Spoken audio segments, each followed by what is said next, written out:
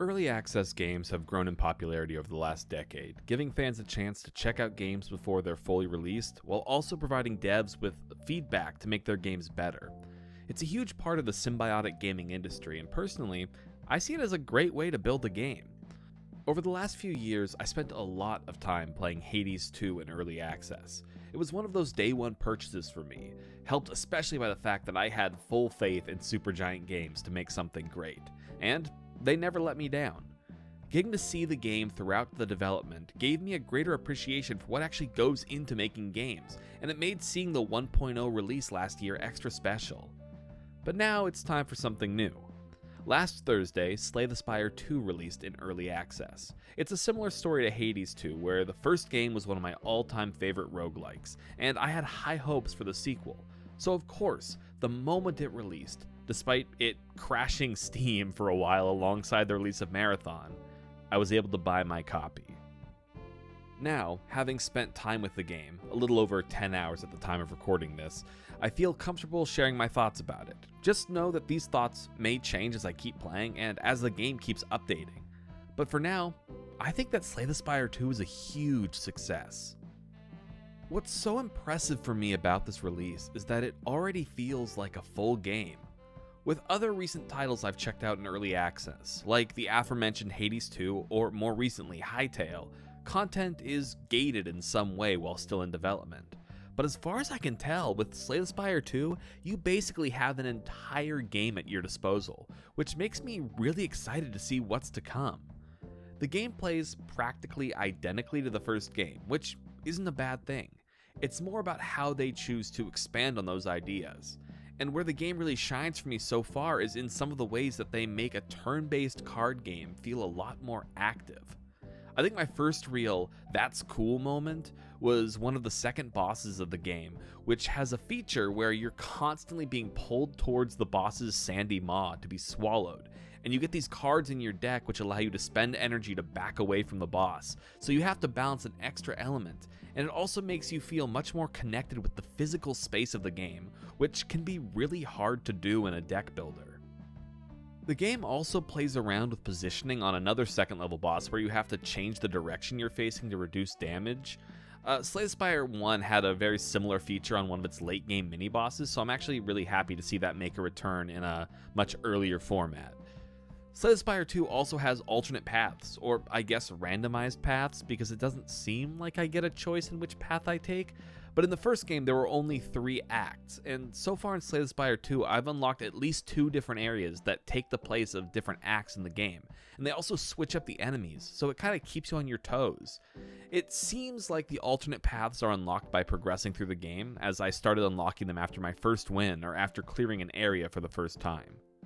Which seems like a really good segue into talking about the unlocks in the game, starting with the characters.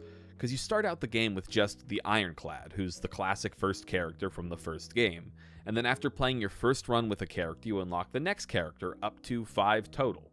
Unless there are ones that remain to be unlocked, I'm actually not sure. After I unlocked all 5 of them, there was still a crossed off or locked off option to pick randomly, and I don't know why. It says you can only do it once you unlock all the characters, but for some reason, I still can't select it, so maybe there's more. I've had a lot of fun playing through with all the characters too. The 3 original characters, the Ironclad, the Silent, and the Defect, all feel very similar to the first game, but they each get some nice new additions to make them feel unique, or at least changed. I got my first victory in my first run with the Defect, who was always my favorite in the game, so I feel pretty good about that. There are also 2 new characters, the Regent and the Necrobinder, and each has a really unique and different way to play.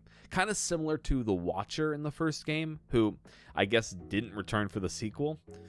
Each has some growing pains though, and it takes some getting used to, but once you get into the groove, they feel just as fluid as the original characters were.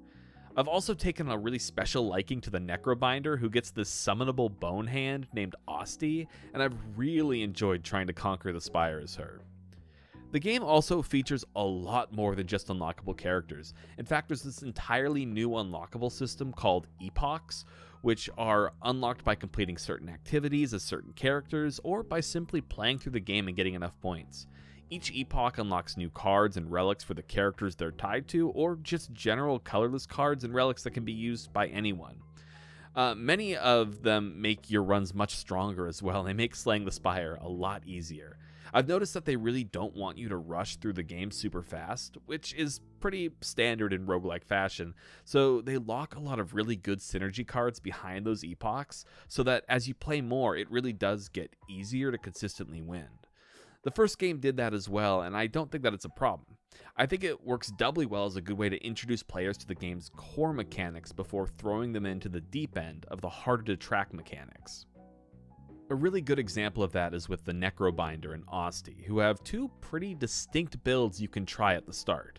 Either the Osti buff method, where you try to do as much damage as possible with your pet hand, or the Doom route, where you apply a status effect called Doom, which kills people if their total life is less than the amount of Doom that they have.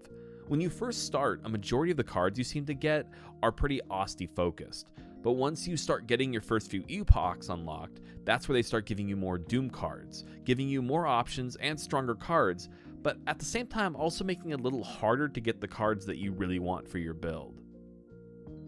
The game feels like a huge step up in terms of enemy and boss design as well. Every boss feels totally unique, and they each have mechanics that keep the fights fluid and interesting. From different arena mechanics, as I mentioned earlier, or different effects that you have to overcome. The same goes for enemies as well as mini-bosses, which each have their own flavor as well as strengths and weaknesses. They've given some enemies stun mechanics, where if you do some specific thing or hit a threshold, the enemy gets stunned for a turn, which I think could be really fun with shorter fights, where consistently hitting the threshold lets you destroy your opponents.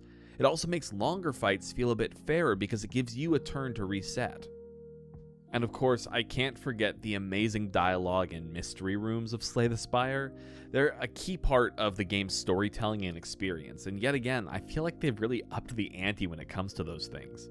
Some have really goofy dialogue, like when I wound up walking into a convenience store, and others allow you to embark on new quests, which grant big unlocks like strong cards and companions for completing them. It adds an extra layer of challenge with rewards that make them feel worthwhile. And once again, it keeps the player on their toes. They've really already put so much into this game that I would actually be happy if this were the finished product. As the game is still in development, I'm pretty shocked at how well it actually all runs. It really feels like a complete game already, and there aren't any major bugs or anything that I've noticed. The thing that I think will need the most attention as development progresses, though, will be balancing. There are some cards that I think could be tuned a little better, and off the top of my head, there is one specific elite enemy that I think is currently way too strong for its current state, but everything else I've come across seems pretty manageable. I still have a lot of game left to play, and I haven't even touched multiplayer yet, so we'll see how things are there, but so far, I'm having a ton of fun making my way through the game. It's got that great roguelike flair, which makes me want to play the game all the time. Even when I'm at work or out of the house, I'm always hankering to play the game, even right now while I'm making this video. In fact, I'm going to actually stop making this video now and go play the game. So if you're looking for a good roguelike to play and you love deck builders, I definitely recommend Slay the Spire 2, even as an early access game. I don't think you'll regret it. Thank you so much for watching this video. It's just another really quick review because I've been playing a lot of Slay the Spire 2 recently. My cat just jumped on my desk, so I'm going to hold him like this. Other big things coming in the future. I've also been streaming on my YouTube channel several times a week now. Right now I'm playing Baldur's Gate 3, doing a Dark Urge run. If you're interested in that, I stream on Monday, Tuesday, and Thursday every week, so you can check me out there or on Twitch or literally wherever. You can also read my written version of this review over on my WordPress, andydoesthings.wordpress.com. Yeah, that's a lot of words, and I'm just making this up on the fly. So I'll see y'all next time. I'm going to go play some more Slay the Spire 2 now. Bye!